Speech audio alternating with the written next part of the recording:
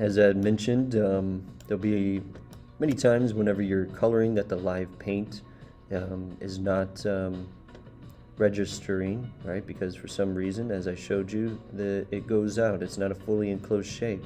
Sometimes it could be a quick and easy fix that you're okay with, such as what we did, and it's just using the direct selection tool to make sure that we close those gaps. Other times you want those gaps to be there, like with these lines, right? I don't want these lines to, I want them to be separate. It just looks better along with the drawing. So sometimes the way you've drawn, you want those gaps to be there, and the live, but now you need to color it, and you can't do it with the live paintbrush. So then how would you use the blob brush to also quickly color something? That is what we're going to go over, and I'll show you here with just with the nose. So I'm going to go ahead and click here to delete what we did with the live paintbrush and show you how to do it with the blob brush. So let's say that right here it wasn't a fully enclosed shape, and we liked that. We liked the way it looked, but we want to color this. We get our blob brush tool, make it a little bit smaller, get the color that you want, and all you have to do is this goes outside the edges of it, so we'll do this here in our flat colors. This is why normally too you want your, as I have up here, your flat colors separated from your black strokes. For a reminder on how to do that, just check out the other resource to this checkpoint. Okay, so lock that. We'll go ahead and keep it shown, and you know what, we're gonna have to put this below the flat colors layer. And why are we doing that? Because we want the black strokes, right, the nose and everything else, to show on top of the color that we're applying.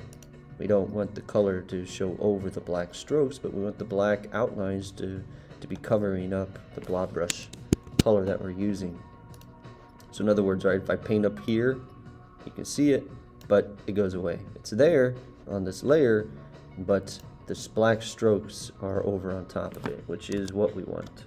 Okay, let's go over here. So for this blob brush, make it a little bit larger. All I need to do, I'm going to click off of this so you can kind of see.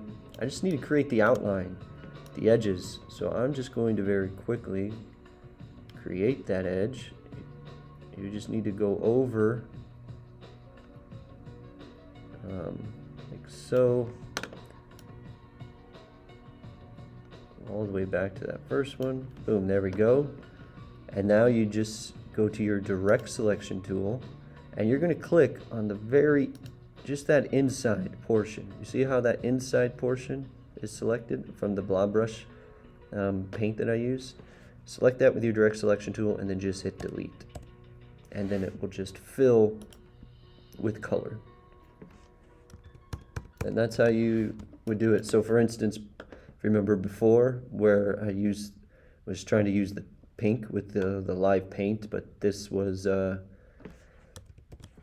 not fully closed, and so live paint wasn't working there. If I really wanted that to remain the way it was, then I would have to take a little bit more time with my blob brush, and I would just have to go along the outside of all of this, right? Going just all along the outside till I've covered it all over, and then just use my direct selection tool, click as we did with into the inside there of the blob brush, and delete it, and then boom, it would all be pink, and I would still have that gap there as well if I happen to really like that. Okay, so that is how to color and to fill color very quickly using the blob brush tool.